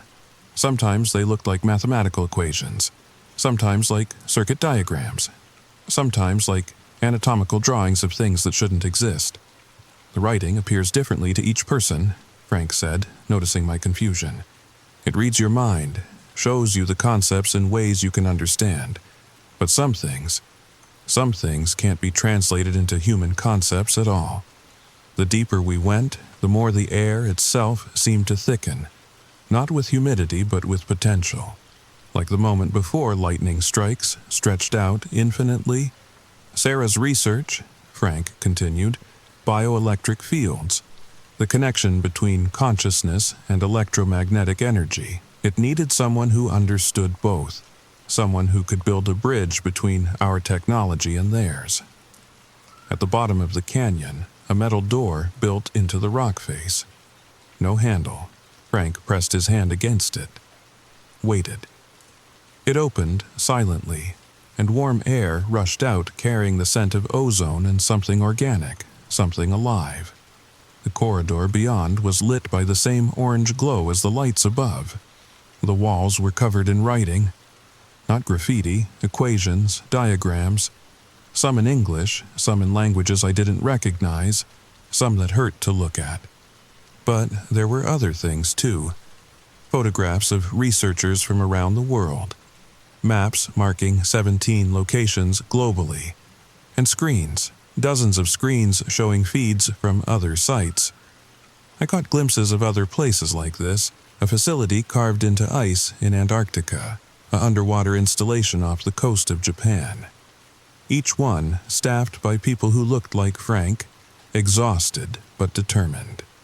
Each one containing something similar to what we were approaching. "This is where we communicate," Frank said, "where the exchange happens." We passed rooms filled with machinery I couldn't identify. Computers from different eras networked together in impossible ways, organic growth that pulsed with electric current. And photographs. Hundreds of photographs of missing people. I saw Sarah's photo before we reached the main chamber, but it wasn't alone. It was part of a network diagram connected by red lines to dozens of other photos. Scientists, engineers, researchers, all reported missing over the past 5 years, all working on projects related to consciousness, energy, or communication. And at the center of the web, a photo I recognized from news reports. Dr. Elena Vasquez, the SETI researcher who'd disappeared 2 years ago after claiming to have detected an artificial signal from deep space. The chamber was vast, impossibly vast for being underground. The ceiling stretched up into darkness. The walls were covered in a substance that looked like oil but moved like water. And in the center, I still can't describe it properly. Imagine a tree made of glass and shadow. Imagine roots that extend through dimensions you can't see. Imagine branches that reach into thoughts and dreams. Now, imagine all of that is just the part your brain can process. The rest. Sarah stood beside it. Alive. Eyes open but not seeing. Not seeing this dimension anyway.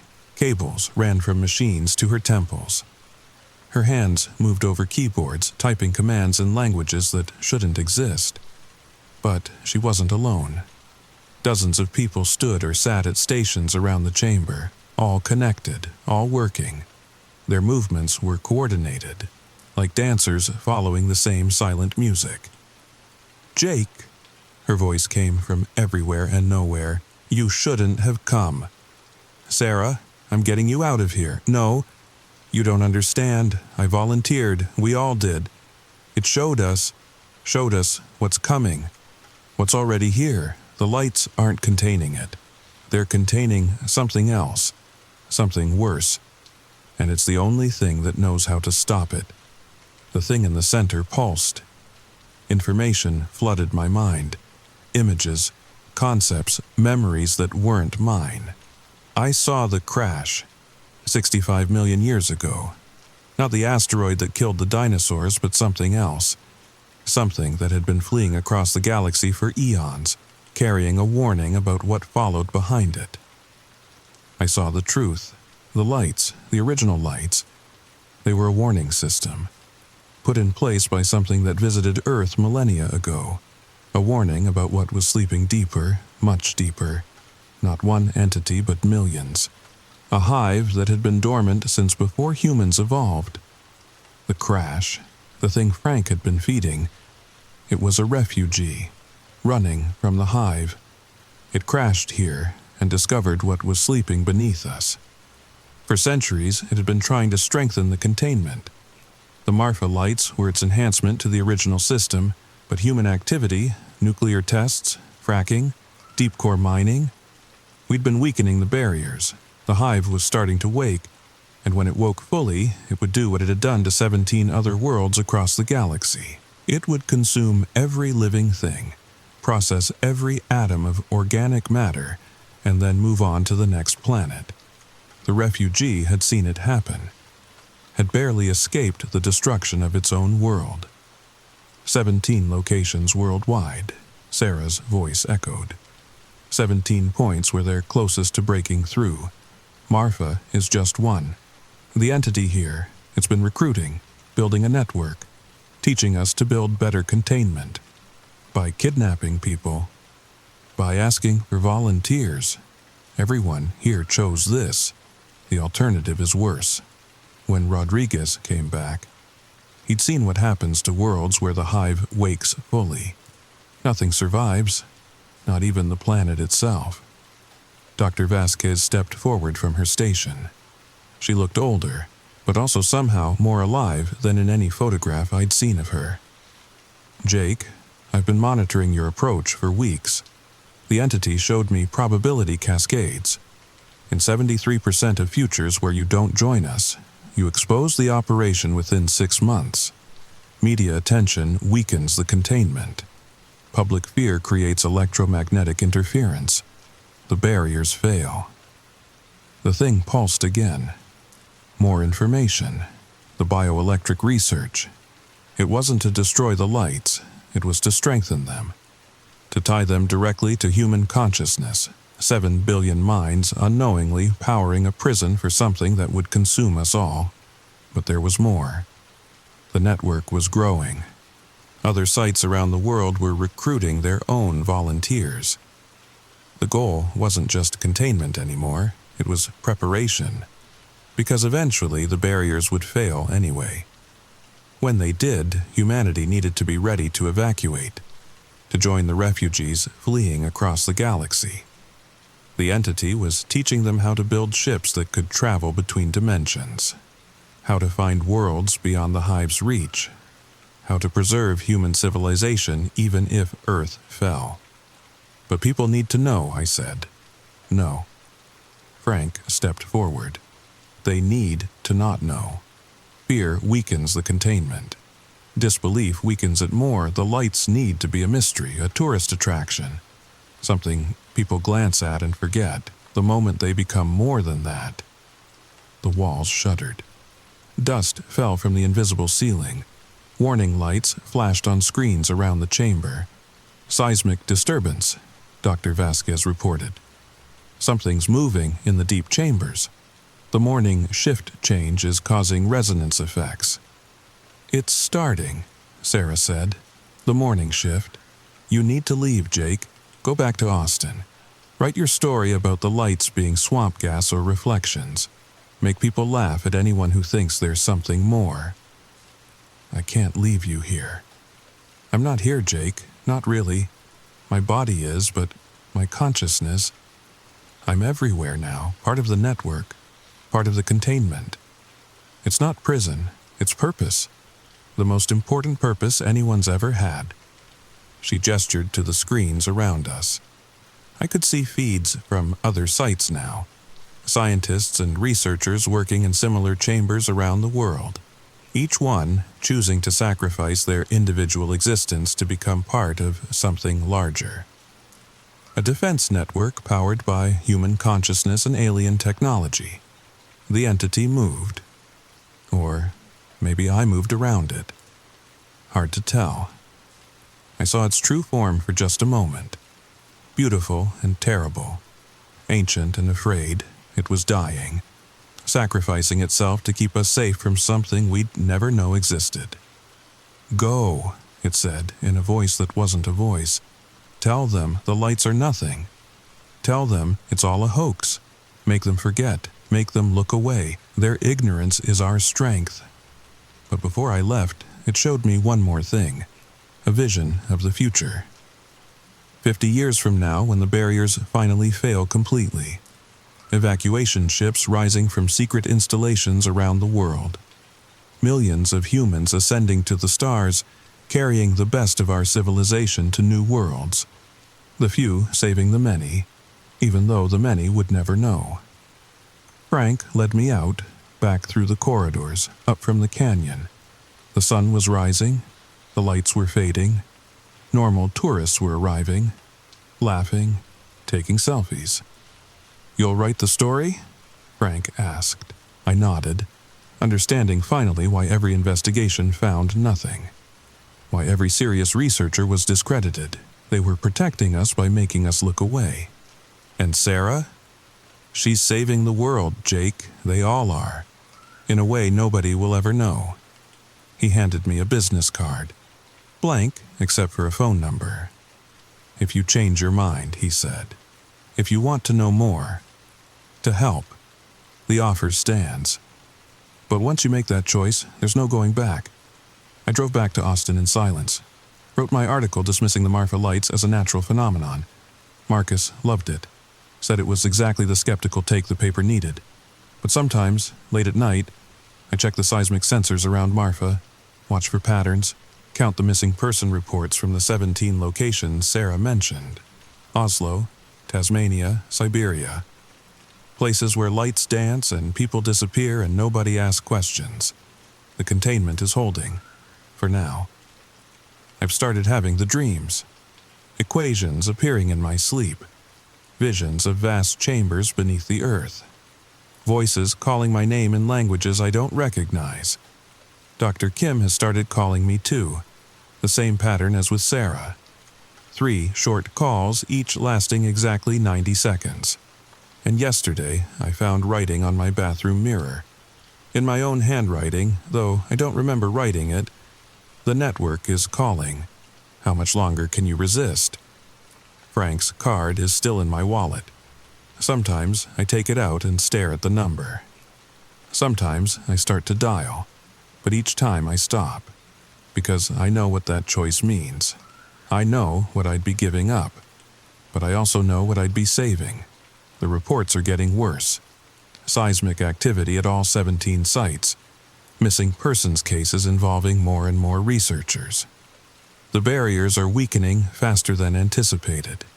And if you're ever driving through West Texas and you see those lights, don't stop. Don't investigate. Just remember, they're nothing. Just swamp gas. Just reflections. Your ignorance might be the only thing keeping us all alive. And if someone you love disappears, someone brilliant, someone who was working on something they couldn't talk about, don't look for them. They might be saving you in ways you'll never understand. The lights were never the mystery. They were the solution, the distraction. And they're getting weaker. But the network is getting stronger. Every night, more people make the choice. Brilliant minds connecting across the globe, powered by alien technology and human determination. Building defenses we can't imagine. Preparing for an exodus we hope will never come. So tell me, have you noticed anyone missing lately? Anyone who is too curious about things that shouldn't be investigated? Check the comments. You might be surprised how many people have similar stories. Stories about lights in the distance and loved ones who vanished and came back different. Or didn't come back at all. Because Marfa isn't the only place with lights. And the hive is patient. But it's not sleeping anymore. I can feel it stirring in my dreams. Feel its hunger pressing against the barriers we've built. Feel the desperation of the refugees who've been holding it back for 65 million years. They're tired. They're dying. Soon, it will be up to us. The network is calling, and I think I'm ready to answer. Sweet dreams. Story number 4. The concrete was still wet when I found the first tooth. Not human, I knew that right away. Too long, too curved, like something meant for tearing rather than chewing. I should have reported it to my supervisor at the Bureau of Reclamation, but something made me pocket it instead. Maybe it was the way it seemed to hum against my palm. Or maybe it was because I'd already seen too much to trust anyone at the dam anymore. My name's Jake Morrison, and for 6 months I've been part of the maintenance crew at Hoover Dam. You know, that massive concrete giant straddling the Colorado River between Nevada and Arizona. Tourist attraction by day, something else entirely by night. See, everyone knows the old stories about workers who fell into the concrete during construction back in the 1930s. What they don't tell you is that some of those bodies, they weren't accidents. And they definitely weren't all human. But I'm getting ahead of myself. Let me ask you something first. Have you ever stood next to something so massive that it makes you feel like an ant? That's Hoover Dam. 726 feet of concrete and steel, holding back enough water to flood entire states. The tour guides love to tell visitors it's an engineering marvel.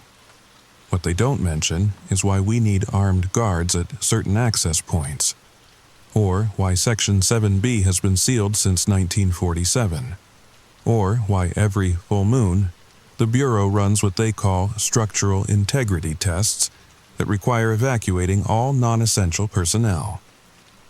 I found out the truth 3 weeks ago, and now I can't leave. Not because they won't let me, but because something in that dam knows my name. The story begins now. The call came at 2:47 a.m. on a Tuesday. My phone buzzed on the nightstand of my apartment in Boulder City, dragging me from a dream I couldn't quite remember, though the taste of copper lingered in my mouth. Morrison? It was Hendricks, the night supervisor. His voice had that edge to it, the one that meant something was wrong. Need you at the dam, now. What's going on? I sat up, already reaching for my jeans. Just get here. Use the north entrance. And Jake? He paused. Come alone. The drive from Boulder City to the dam takes about 20 minutes during the day. At night, with no traffic and my foot heavy on the gas, I made it in 12. The whole time I kept thinking about that pause in Hendricks' voice. In 6 months on the job, I'd never heard him sound scared. The parking lot was nearly empty when I arrived. Just 3 vehicles. Hendricks' pickup, a black SUV with government plates, and old Tom's rust bucket Chevy. Tom had been working at the dam since the 70s. Claimed he'd seen things that would turn your hair white. Most of us figured it was just the bottle talking. I badged in at the north entrance, noting the security guard's reluctance to meet my eyes. The elevator ride down into the dam's interior seemed longer than usual, each floor marker pinging in the silence. P1, P2, P3. The doors opened at P4, the maintenance level, and Hendricks was waiting. His usually ruddy face was pale under the fluorescent lights, and his hands, they were shaking. Tom's missing, he said without preamble. He was doing routine inspection in Gallery 7, the sealed section. I felt my stomach drop. Gallery 7? But that's been off limits since 1947, yeah. Hendricks ran a hand through his thinning hair. That's the problem. Someone, or something, broke the seal from the inside. The concrete walls seemed to press closer. I'd heard rumors about Gallery 7, whispers among the old-timers about why it was sealed. Construction accident, they said, structural instability. But Tom had once told me after too many beers at the Gold Strike that they'd found something during construction.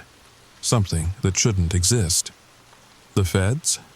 I nodded toward the elevator, thinking of that black SUV. They're here for damage control. Hendricks started walking and I followed. But Jake, before they arrived, I went in just for a minute. I had to know if Tom... He stopped, pulled something from his pocket. A photograph, old and yellowed. This was taped to the wall, right where the seal was broken. I took the photo with trembling fingers. It showed a group of workers from the 1930s standing in front of a concrete pour. Normal enough, except in the background, barely visible in the grainy image, was a shadow that didn't match any of the men. Too tall, too wrong. And its eyes, even in the old photograph, they seemed to glow. That's not all, Hendricks whispered. He looked around, then leaned closer. There were marks on the concrete. Claw marks. Fresh ones. And Jake, they were coming from inside the wall. We found Tom's hard hat first. It was sitting in the middle of Gallery 7's main corridor, perfectly centered, like someone had placed it there deliberately. The metal was twisted. No, melted, as if exposed to impossible heat. But the concrete around it was cold. Ice cold. "Tom," I called out, my voice echoing off the walls. The sound came back wrong. Distorted, like it had traveled through spaces that shouldn't exist. Hendricks grabbed my arm. "Listen." At first, I heard nothing but the usual dam sounds. The distant hum of turbines, the drip of condensation. Then, underneath it all, something else. A rhythmic scratching, like fingernails on concrete or claws. We followed the sound deeper into Gallery 7. The fluorescent lights flickered overhead, casting jumping shadows that made my heart race. The walls here were different from the rest of the dam. Older, somehow, despite being the same age. And there were marks. Symbols carved into the concrete that hurt to look at directly. "Morrison, Hendricks," the voice came from behind us. We spun around to find a woman in a black suit, her face angular and severe. "FBI, CIA, something else? You need to leave, now." "Not without Tom," Hendricks said, surprising me with his defiance. The woman's expression didn't change. "Tom Wilson has been missing for 72 hours. "That's impossible," I protested. "He was on shift tonight. His truck has been in that parking lot for 3 days. She pulled out a tablet, showed us security footage. There was Tom's Chevy, arriving Monday night. The timestamp showed 11:47 p.m., 3 days ago. But I'd seen Tom yesterday, hadn't I? The scratching sound grew louder. "We need to go," the woman said. And this time there was urgency in her voice. "The feeding cycle is about to begin." Feeding cycle? But even as I asked, I noticed something that made my blood run cold. The symbols on the walls. They were glowing, pulsing with a deep red light that seemed to come from within the concrete itself. That's when we heard Tom's voice. Except it wasn't quite Tom's voice.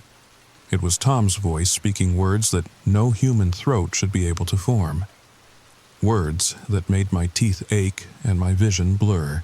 "Jake, help me. I'm inside. I've always been inside." The woman grabbed both of us, surprisingly strong for her size. "Move, now!" We ran. Behind us, the scratching became a roar. Concrete cracking, something massive shifting within the walls. I glanced back once and saw fingers, dozens of them, pushing through solid concrete like it was water. Human fingers, almost. We made it to the emergency elevator just as the lights went out. In the darkness, I could hear breathing that wasn't ours. Wet, labored, hungry. The elevator doors closed just as something slammed into them from the other side. As we rose towards safety, Hendricks whispered, "What the hell is in this dam?" The woman looked at us with eyes that had seen too much. "The real question, Mr. Hendricks, is what the dam is keeping in." Back in the security office, the woman introduced herself as Agent Sarah Chen, Department of Anomalous Infrastructure. I'd never heard of it. Hendricks hadn't either. But the badge she showed us looked real enough, and after what we'd just seen, I was ready to believe in a lot of things. Hoover Dam wasn't just built to generate power or control flooding, she began, pulling up classified documents on her tablet. In 1935, during construction, workers broke through into a cavern system that shouldn't have existed. What they found inside... She paused, selecting her words carefully. Let's just say it changed the entire purpose of the project.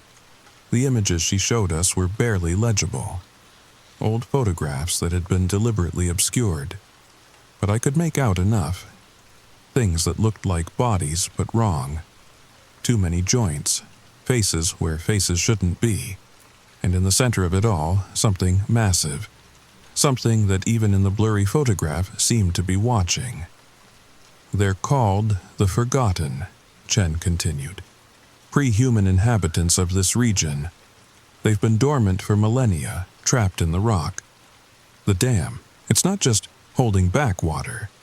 The concrete mixture, the specific construction pattern, the electromagnetic field generated by the turbines. It's all designed to keep them contained. But the seal on Gallery 7, Hendricks started, has been weakening for years. Chen pulled up a map of the dam's interior. Red dots marked several locations. We've had 17 breaches in the last decade, small ones, contained quickly. But something's changed. They're getting stronger. Or, she hesitated. Or, we're getting weaker. My hand went unconsciously to my pocket, where that strange tooth still rested. It felt warmer now. Tom. Tom Wilson has been integrated. Chen's voice was clinical, but I caught a flicker of sympathy. When they take someone, they don't just kill them. They absorb them. Their memories, their appearance, their voice. They can mimic perfectly for a while. Long enough to get close to others. The room felt suddenly cold. How many? How many what, Mr. Morrison? How many of the workers here? How many aren't really human anymore? Chen's silence was answer enough. That's when the lights flickered again. Not just in the office. I could see through the window that the entire dam was experiencing power fluctuations. The regular hum of the turbines stuttered, stopped, started again. That's not possible, Hendricks breathed. The backup systems, they're in the concrete, Chen said quietly. They've always been in the concrete. Every wall, every floor. The dam isn't their prison. It's their body. And we've been living inside it.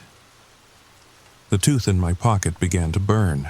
When I pulled it out, it was glowing with the same red light we'd seen in Gallery 7. Chen's eyes widened. Where did you get that? I found it in the concrete. Fresh concrete from a repair job last week. She was already on her phone, speaking rapidly in code words I didn't understand. When she hung up, her face was grim. Mr. Morrison, that's not from one of the Forgotten. That's from something else. Something new. She looked at both of us. Something that's been growing. The building shook. Not an earthquake. Something more deliberate. Like something enormous had just shifted position. In the distance, we could hear alarms beginning to sound. Gentlemen, Chen said, checking her weapon. A gun that didn't look like any firearm I'd ever seen. I think it's time you learned what really happened to the 96 workers who supposedly died during the dam's construction. Chen led us to a secure elevator I'd never seen before, one that required her biometric scan and a key card she wore around her neck. As we descended far below the maintenance levels, she began revealing the dam's darkest secrets. The Department of Anomalous Infrastructure has been around longer than most people realize, she explained, her voice steady despite the horror of what she was about to reveal. We were formed in 1923, initially to investigate reports of unusual discoveries during large construction projects. The Empire State Building, the Golden Gate Bridge, and yes, Hoover Dam. The elevator stopped at what must have been sublevel 12. The doors opened to reveal a corridor that felt ancient despite being built in the 1940s. The walls were lined with filing cabinets, each one marked with dates and cryptic classification codes. But what caught my attention were the windows, thick reinforced glass looking into chambers beyond. "My God," Hendricks whispered. Each chamber contained specimens. Some looked almost human, suspended in tanks of murky liquid. Others were fragments, pieces of stone and concrete that moved with their own internal rhythm. In one tank, something that might once have been human floated serenely, but its arms had been replaced by writhing concrete tendrils, and its face bore the features of 3 different people, shifting and blending like smoke. "The integration process isn't always clean," Chen said, noticing our stares. "Sometimes the forgotten take pieces of multiple hosts. Sometimes the hosts fight back. What you're seeing here are the failures, the experiments that went wrong." She stopped at a filing cabinet labeled Construction Incidents 1,931 to 1,936 inches and pulled out a thick folder. The photographs inside made my stomach churn. Workers embedded in concrete walls, but still alive, still moving. Their mouths open in silent screams, their eyes tracking movement outside the concrete that had become their flesh. The 96 workers who supposedly died during construction weren't killed by accidents, Chen continued. They were offered as tribute, a voluntary sacrifice to keep the forgotten contained. Most went willingly, believing they were saving thousands of lives. They weren't wrong. One photograph showed a ceremony. Men in suits standing around what looked like an altar made of freshly poured concrete. In the center, a worker was being lowered into the mixture, but he wasn't struggling. His face showed resignation, even peace. They were promised their consciousness would survive, Chen said quietly, that they would be guardians, watchmen keeping humanity safe from what lay beneath. For decades, that's exactly what they were.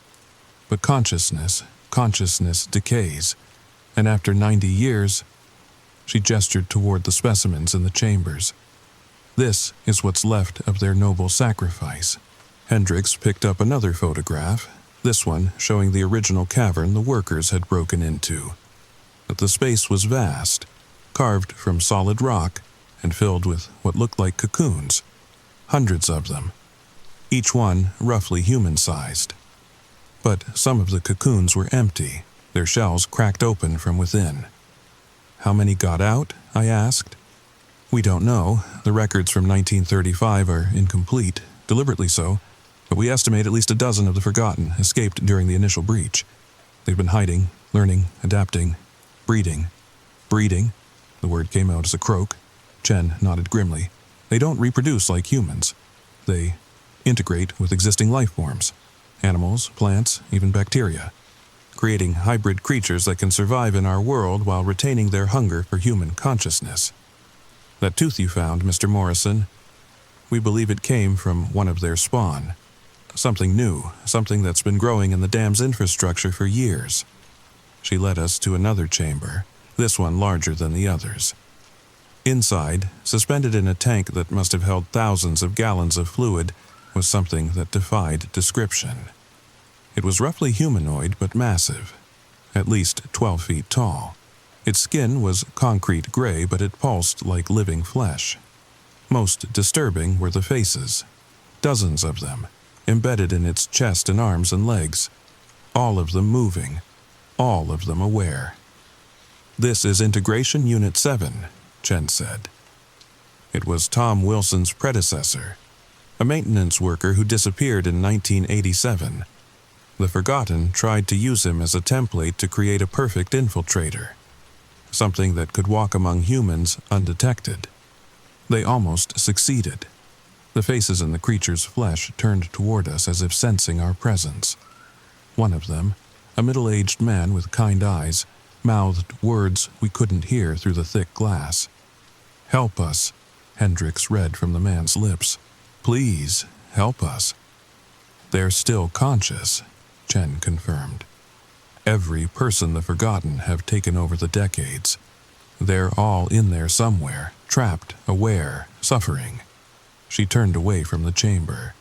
And now, with the original containment failing, they're all waking up. The building shook again, more violently this time. Emergency lights began flashing, and an automated voice echoed through the facility.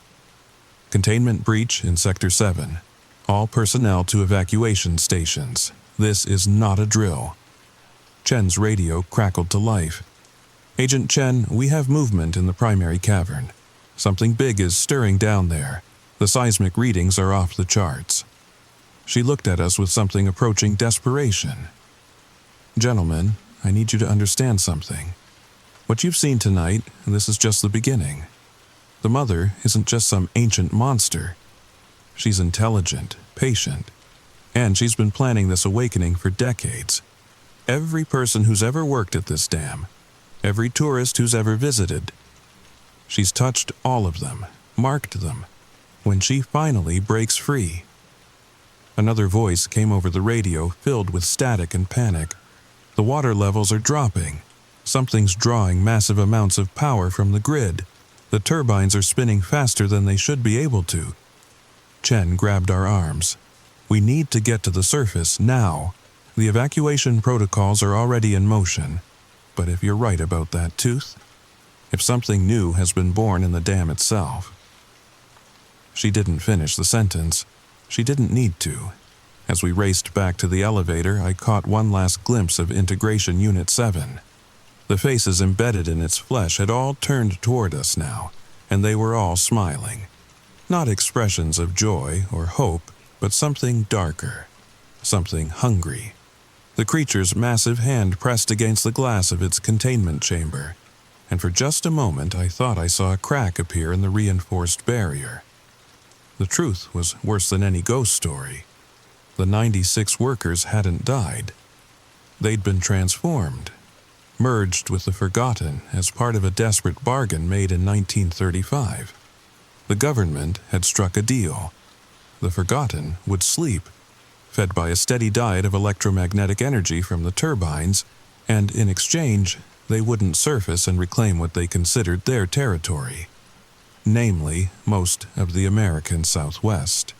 The workers had been the seal. Living concrete, Chen called them. Human consciousness mixed with something alien, forever watching, forever maintaining the barrier between our world and theirs. But now, after nearly 90 years, that seal was breaking down. The workers were waking up. And they were angry. Tom was just the beginning.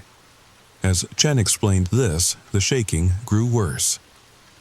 Cracks appeared in the office walls, not random, but deliberate.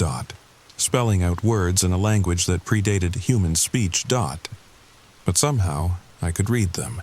They promised us sleep. They lied. We hunger. We need to get to the control room, Chen said. If we can boost the electromagnetic output. The door exploded inward. Tom stood there. Or something wearing Tom's shape. His skin rippled like water, and beneath it I could see other faces, dozens of them. All the missing workers from the past decades, their features flowing and merging in a constant, nauseating dance. "Jake," it said in Tom's voice. Then in other voices overlapping. "Join us. The concrete is warm, the concrete is safe, the concrete is forever." I backed away, but my legs felt heavy. The tooth in my hand was burning now, actually burning, and I could smell my flesh beginning to cook, but I couldn't let go. It was like it had fused to my palm. "Don't look at it directly," Chen shouted, firing her weapon. The bullets, or whatever they were, passed right through the Tom thing, leaving holes that immediately filled with more faces. "Morrison, the tooth! It's a beacon. They're using it to—" She never finished the sentence. The floor beneath her cracked open, and hands, hundreds of tiny concrete hands, pulled her down. She managed one scream before the floor sealed over her like water. Hendricks grabbed me, shook me. "Jake, we have to run." But run where? The entire dam was coming alive. The walls breathed, the floor rippled, and in the distance I could hear something massive moving through the dam's interior. something that had been sleeping at its heart for 90 years. The Tom thing stepped closer. "The mother wakes," it said. "She's been growing all this time. Fed by the electricity, fed by the fear, fed by the lies. Every tourist who walked through, every worker who spent their nights here, she tasted you all. And now she's ready to birth a new world." That's when I understood. The forgotten weren't the true threat, they were just the guardians. The dam itself, the thousands of tons of concrete, it was an egg. And we'd been incubating something inside it for almost a century. The tooth in my hand suddenly cooled, crumbled to dust. And in that moment I heard a voice in my head, not the Tom thing, not the forgotten, something older, hungrier. "You're already mine, Jake Morrison. You've been mine since you first set foot in my body. Every human who's ever worked here carries a piece of me. And when I finally break free, you'll all come home."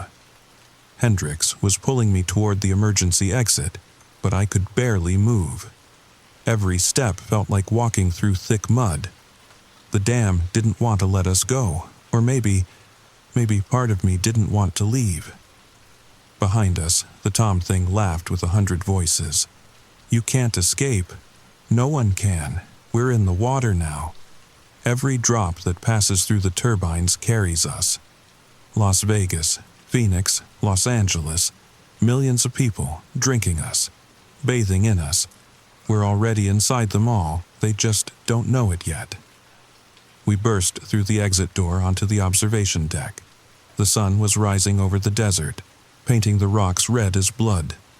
Below, Lake Mead stretched to the horizon, placid and dark. Tourists would start arriving in a few hours. The dam would continue operating.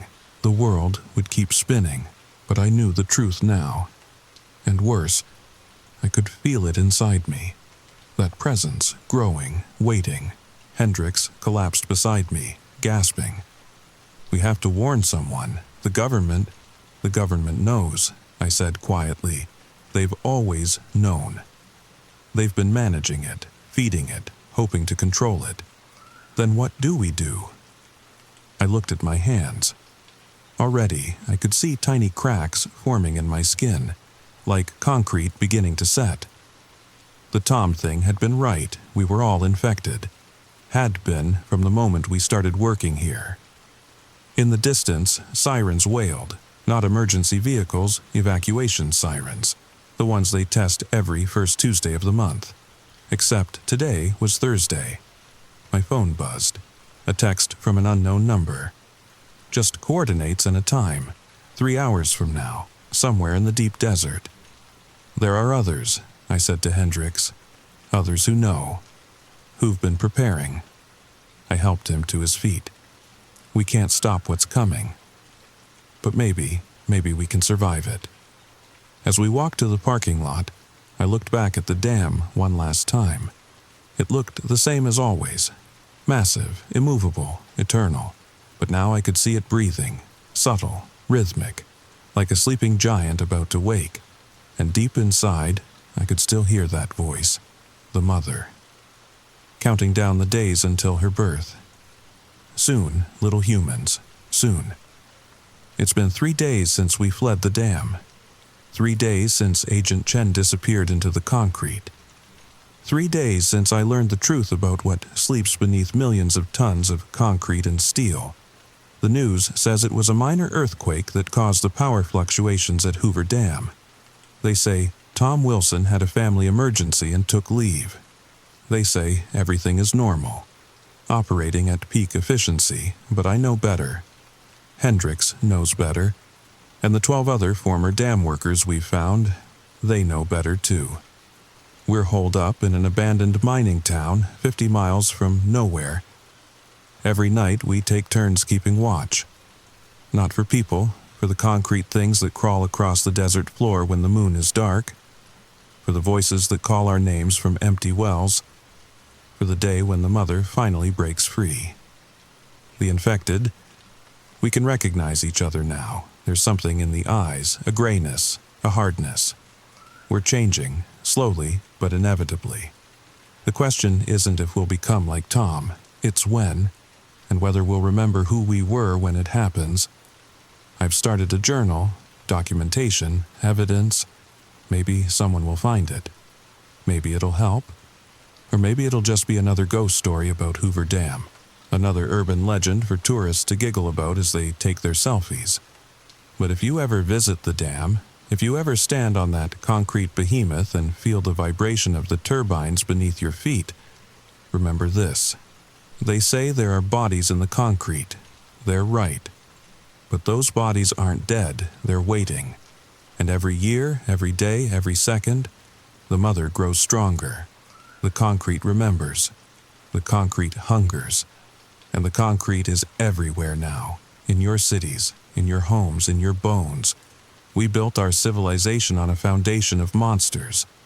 And one day soon, that foundation is going to crack. Sweet dreams. If you made it this far, check your hands. Do you see any tiny cracks?